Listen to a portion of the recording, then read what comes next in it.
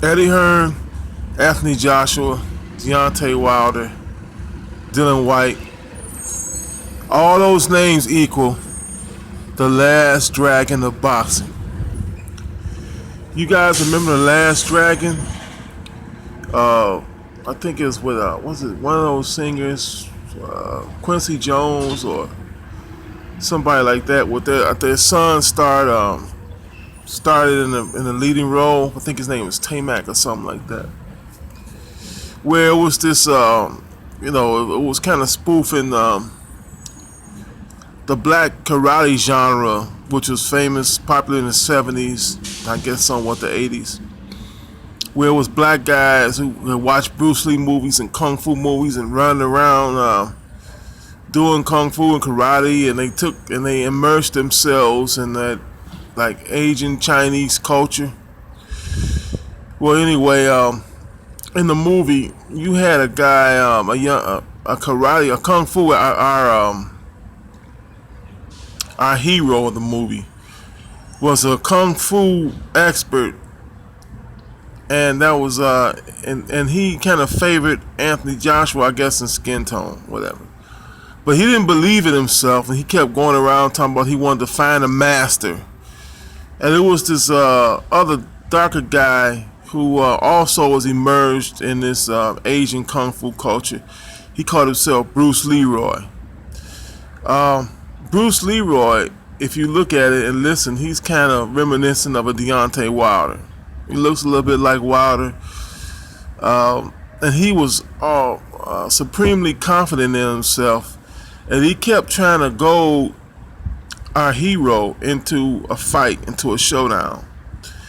And then you had a guy named Eddie Arcadian who was trying to force this trying to force this actress, I think played by, I think it was wasn't Vanity, I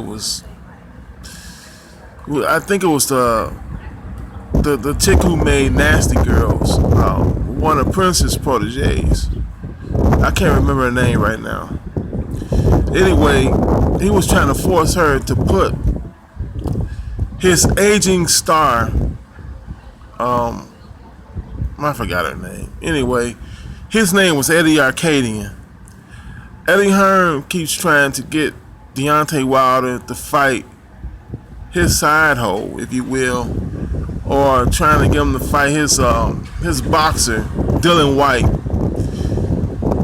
Deontay Wilder was for the longest time trying to get a fight with Anthony Joshua. He even wanted to have on a contract, if he did fight Dillian Whyte, that after he beat Dillian Whyte, or if he beat Dillian Whyte, that he would get a shot at Joshua. Anthony Hearn wasn't going for it. I mean, Eddie Hearn, rather. Eddie Hearn reminds me of Eddie Arcadian trying to get Dillian Whyte the shot. And Dillian Whyte is not who Deontay Wilder wanted to get at. He wanted to get at Anthony Joshua. Dillian Whyte could be a good supplement for that, for whoever the chick was that Eddie Arcadian was trying to get put back on. She was a has-been. I'm not saying Dillian Whyte is a has-been, but what I'm saying is Dillian Whyte is not exactly Anthony Joshua. Deontay Wilder was trying to become undisputed by fighting Anthony Joshua.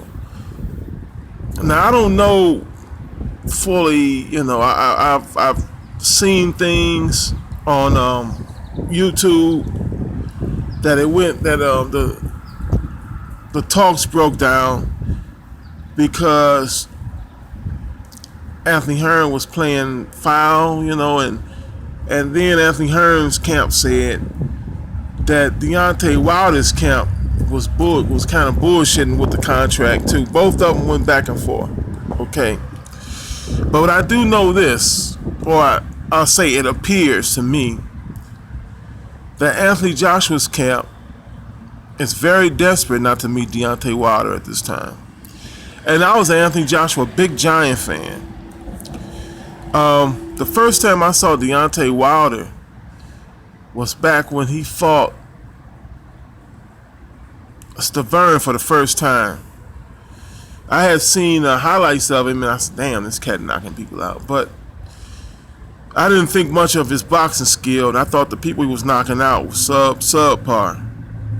I know that all great champions fight a bunch of bum. I don't want to call no fighter bum.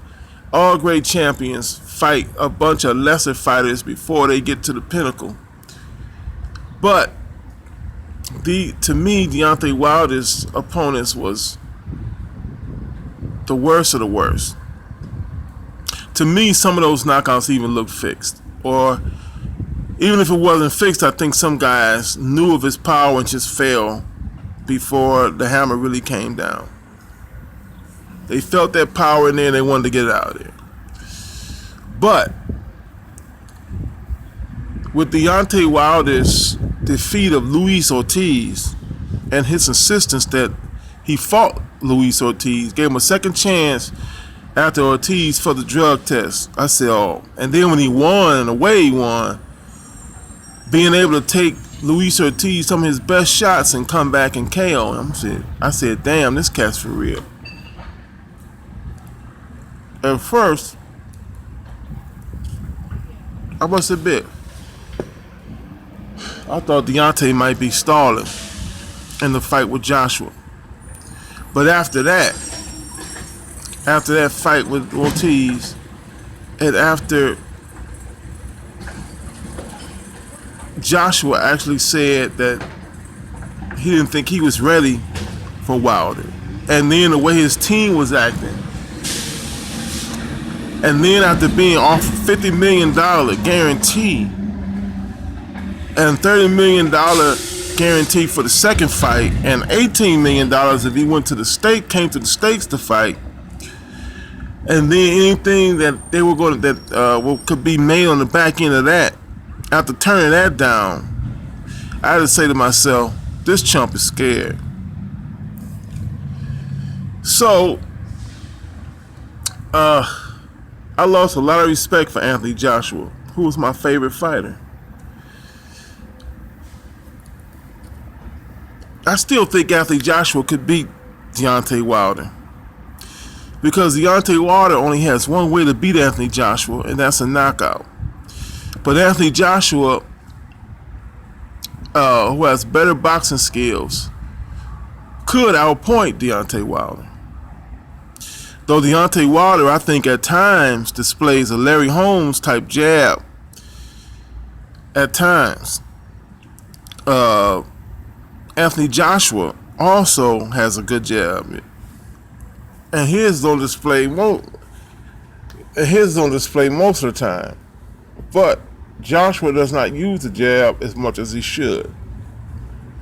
And against Deontay Wilder, if he don't use that jab, it's lights out. I still would, I don't know, because after that performance you know what? It seemed to me like right after Joshua got floored by Klitschko, he stopped having a lot of confidence in himself. You know what I'm saying?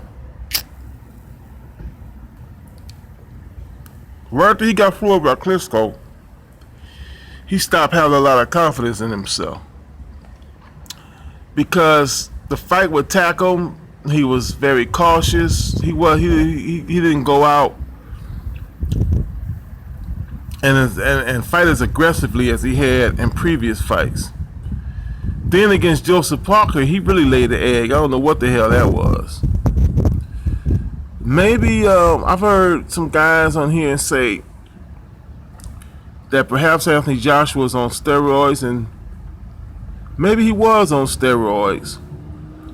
And I know it takes about a year, about a year, 6 months, a year for steroids to get out, totally get out your system. And maybe